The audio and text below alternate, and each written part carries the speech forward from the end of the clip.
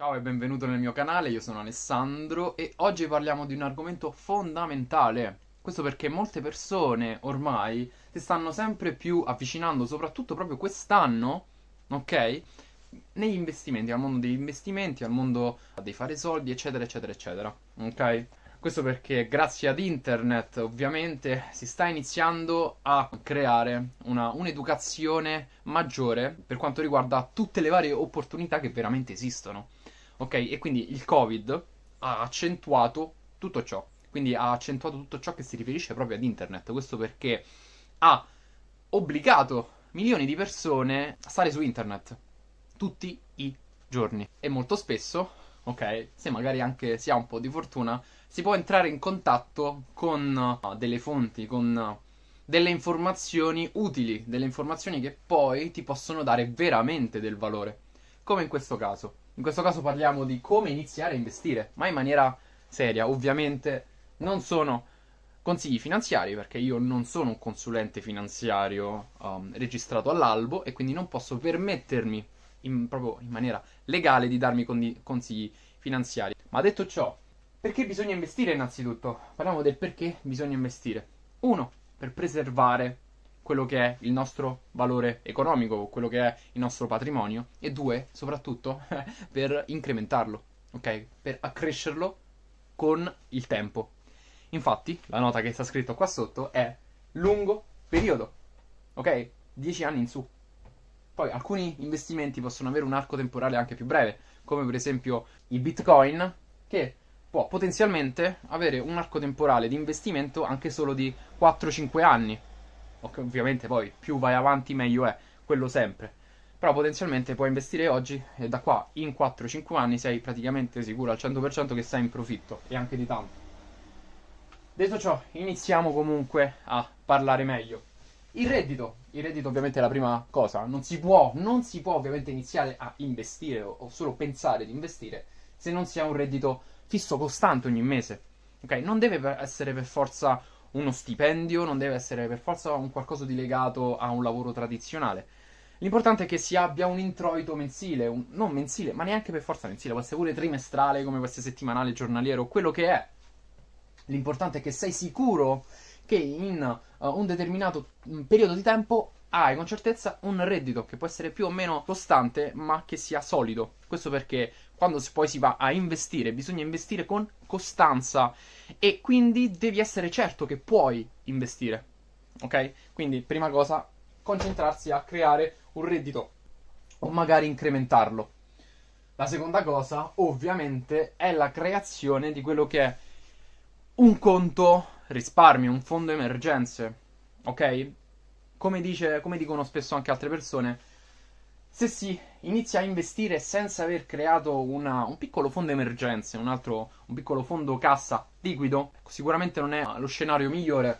Questo perché poi magari se succede una qualsiasi cosa si è costretti poi a liquidare l'investimento che poi potrebbe crescere e crescere con il tempo per risolvere quella problematica. Quando, per esempio, se noi abbiamo creato quello che è un conto risparmio, possiamo prelevare i fondi che ci servono direttamente lì, senza disinvestire.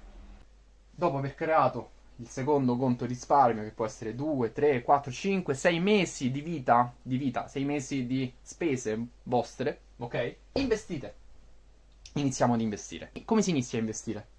Ok? In realtà ci sono due metodi famosi per investire. Uno si chiama PAC e l'altro che non tratteremo oggi è il PIC. Ok? Qual è la differenza? Che il PAC è il piano di accumulo, quindi mensilmente o comunque dopo con un determinato lasso di tempo immetti, ok, liquidità nell'investimento, quindi investi in un determinato strumento finanziario mensilmente, ok? Un piano di accumulo, così vai a mediare il prezzo, così non ti importa delle oscillazioni di mercato, eccetera, eccetera, lo guardi nel lungo periodo, ok? Mentre il peak è semplicemente entrare immettere tutta la liquidità nell'investimento in una botta sola, sperando di aver preso il punto più basso, magari, ok? Cosa ovviamente rischiosissima, cosa che non consiglio, ok? Non consiglio ovviamente neanche il pack, ma è quello che comunque ti consiglio. Il primo metodo che ho scritto è l'ETF, ETF in DeGiro, oppure specificato la piattaforma, ok? Che cos'è un ETF? Un ETF è un indice, ok, che segue l'andatura di un determinato mercato. Può essere un ETF su un qualsiasi cosa. Esistono gli ETF su degli indici di mercato veri e propri, come l'S&P 500, come il Nasdaq, il Dow Jones, eccetera, eccetera. Ok? Che quindi seguono, per esempio, l'S&P 500, è sicuramente uno dei principali ETF che esistano, segue l'andamento, ok, dello Standard Poor's 500, delle 500 aziende americane più importanti, più capitalizzate. Va bene? In De Giro, perché in De Giro? Questo perché De Giro offre una quantità, una determinata quantità di ETF gratuiti. Che vuol dire gratuiti? Non che li comprate a gratis, ovviamente, ma che hanno zero commissioni. Il zero vuol dire letteralmente zero se acquisti o vendi una volta al mese. Quindi se tu fai un pack di un ETF al mese, un piano di accumulo su un ETF e lo compri una volta al mese, è perfetto. Perché paghi zero commissioni su quegli ETF e niente, meglio di così non esiste, anche perché è raro trovare piattaforme solide come De Giro, che sicuramente in Europa è praticamente la numero uno, la più affidabile in assoluto. E grazie poi a questa politica degli ETF gratuiti, ce ne sono molti e io investo in De Giro in ETF gratuiti, uno su S&P 500 e uno sui mercati emergenti, ok? Con zero commissione, quindi cosa eccezionale ed è l'ABC dell'investimento secondo me. L'ETF, perché uno è pressoché sicuro, ok? Perché per fallire l'S&P 500 deve fallire gli Stati Uniti, cosa un po' difficile. Il secondo che ho scritto è Bitcoin. Perché Bitcoin? Quando fino a, secondo me, qualche mese fa, fino alla fine del 2020, secondo me veniva visto Bitcoin come solo ed esclusiva speculazione. Ma non è così. Bitcoin è un vero e proprio investimento, c'è poco da fare, anche se moltissime persone ancora non vogliono neanche sentirle queste cose. Non mi interessa, perché è vero che siamo degli early adopted, ok? Come se fossimo nel 98 così con internet per quanto riguarda Bitcoin. Però prenderà piede, cioè c'è poco da fare, quindi prima o poi tutti si dovranno attrezzare. Ovviamente prima ci entriamo, meglio è, quindi dai. Ho scritto Bitcoin in Binance/crypto.com per poi passarli su Ledger, che vuol dire tutto ciò. Ok, posso capire che per i non addetti può sembrare veramente confuso. Che vuol dire Ledger, che vuol dire varie cose. Innanzitutto pure qua ho scritto pack, quindi un piano di accumulo mensile, settimanale, quello che volete su Bitcoin fatelo. È quello che consiglio su Bitcoin perché è estremamente volatile. Ovviamente, quindi andare a mediare il prezzo costantemente su Bitcoin è la cosa sicuramente più saggia da fare. Ok? Perché su Binance? Perché ovviamente è l'exchange numero uno al mondo, sia per volumi e sia per commissioni. Commissioni più basse, ovviamente.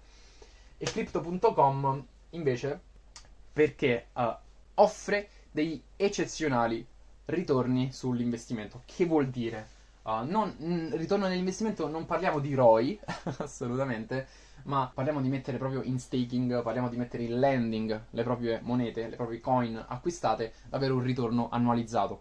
Per esempio su Bitcoin, su Crypto.com, se li mettiamo i nostri Bitcoin bloccati per 3 mesi, abbiamo un 4,5% annuo su Crypto.com e mi sembra che se si ha poi la carta Rubino, quindi si hanno in staking 350 euro equivalenti di CRO, si ha un API, si chiama API, ancora più grande, più alto. Poi Ledger. Che cos'è il Ledger? Il Ledger è quello che può essere definito un portafogli, quello che può essere definito una chiave privata nostra. Questo perché a differenza dei soldi, degli euro nostri, che ha la nostra banca, infatti noi non siamo i proprietari dei nostri soldi, ma è la banca e noi siamo semplici creditori, con i bitcoin, con le criptovalute è completamente diverso se immettiamo queste criptovalute dall'exchange in cui lo acquistiamo successivamente, dopo magari che diventano una quantità un pochino importante, è giusto portarle poi sul ledger, su quella che è una chiavetta privata nostra, ok? Una chiavetta privata proprio hardware, ok? dove all'interno contieni le nostre criptovalute. E una cosa molto interessante ovviamente è che se una persona te la ruba, non è in possesso effettivo delle tue monete, perché deve poi avere la chiave privata. La chiave privata che è formata, per quanto riguarda il ledger, da 24 parole che tu dovrai scriverti su un foglietto o magari più foglietti di carta che ti serve poi per recuperare il ledger. Quindi se tu ti perdi la chiavetta, non ti perdi i bitcoin. Questo perché ti puoi perfettamente comprare un altro ledger, immettere le 24 parole e riprenderti le tue criptovalute. Se qualcuno ti ruba il ledger, ovviamente tu nel ledger metterai quello che è un PIN, e una persona poi per spostare su un altro wallet le tue monete dovrai mettere il PIN. Quindi cerca di mettere un PIN abbastanza sicuro. Tutto ciò quindi è sicuramente molto meglio rispetto a una banca dove stanno là i tuoi soldi, cioè ce l'hanno loro, possono fare qualsiasi cosa, come si è visto. Purtroppo ci sono dovuti essere diversi bail-in, ok? Per mettere a posto i conti delle banche, se no molte persone si ritrovavano con i conti, e comunque sono successi, molti bail-in, molti bail-out, ok? Quindi conti correnti di persone che si sono ritrovati praticamente a zero per colpa della loro banca, quindi fanculo le banche. E l'ultima è la DeFi, ok? La DeFi, che cos'è la DeFi? È la finanza decentralizzata, praticamente, quindi l'abbandono, il completo pensionamento dell'intermediario banca, dove parcheggiamo la nostra liquidità. Qua ho scritto UST, ok? Che non è la più famosa come per quanto riguarda le stablecoin. La più famosa è USDT sicuramente, ma UST è sicuramente la più importante stablecoin algoritmica della blockchain Terra, dove se mettiamo questa liquidità, che è come se fosse dollari a tutti gli effetti, cioè le stablecoin seguono l'andamento del dollaro, ok? E se metti appunto questi UST, quindi Terra USD, su Anchor Protocol, si ha quello che è un ritorno annuale, qua non l'ho scritto, di circa il 20%, ok? Un ritorno annuale eccezionale che in altri strumenti finanziari tradizionali non troverai mai, proprio mai, cioè non esiste. Quindi questo è quello che ti consiglio di fare per investire. Ovviamente avere un reddito, prima di tutto, crearti ovviamente un conto risparmio e poi investire. Investire su PAC, in strumenti finanziari, soprattutto ETF, magari Bitcoin. Perché ho messo Bitcoin però? Non l'ho più spiegato.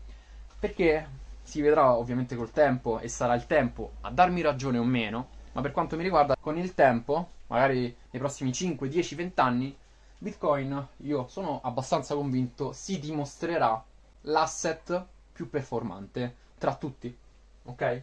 Ovviamente non vuol dire fate all-in con Bitcoin, io sono il primo che non fa all-in con Bitcoin, ma sicuramente una buona parte del proprio portafoglio ce l'ha. Ho anche messo un video dove faccio vedere un po' le percentuali di tutto il mio portafoglio. E un'altra percentuale degli investimenti, investitele direttamente in liquidità. Ok, quindi liquidità che crea, ok, tramite un ritorno molto interessante, altra liquidità. Ok, così che veramente i soldi iniziano a lavorare per voi. Perché alla fine il vero motivo per cui iniziamo a investire, a fare tutto ciò, è per far lavorare i soldi per noi. Perché magari poi smettere con un futuro da qua ai prossimi 10, 20, 30 anni, smettere completamente di lavorare e far lavorare i nostri soldi per noi. Perché ricordiamo che è di lungo periodo. Okay. Se è più corto è speculazione, non stiamo parlando di investimenti, non stiamo parlando di nulla di tutto ciò. Se è più corto si chiama speculazione. Ho detto prima, Bitcoin, siccome ha l'effetto halving ogni 4 anni, allora puoi parlare di investimento in Bitcoin anche solo in 4 anni, siccome l'offerta si dimezza ogni 4 anni. Però in tutti gli altri strumenti finanziari no. Quindi questa è una cosa fondamentale. Va bene? Poi ovviamente bisogna essere veramente intenzionali, bisogna poi stare veramente... Cioè, quando io dico da qua a 10 anni, vuol dire che adesso in questo istante avete questa mentalità, però pure l'anno prossimo, fra 2 anni, fra 3 anni dovete stare qui a farvi un po' le percentuali, a sistemare un po' il portafoglio, a vedere altre cose. è una cosa che va portata poi col tempo, va sviluppata e anzi ti ci devi appassionare e magari perché no portarlo anche alle altre persone. Questa è una cosa molto importante da fare. Ok? Quindi io spero che questo video ti possa aver dato degli spunti interessanti.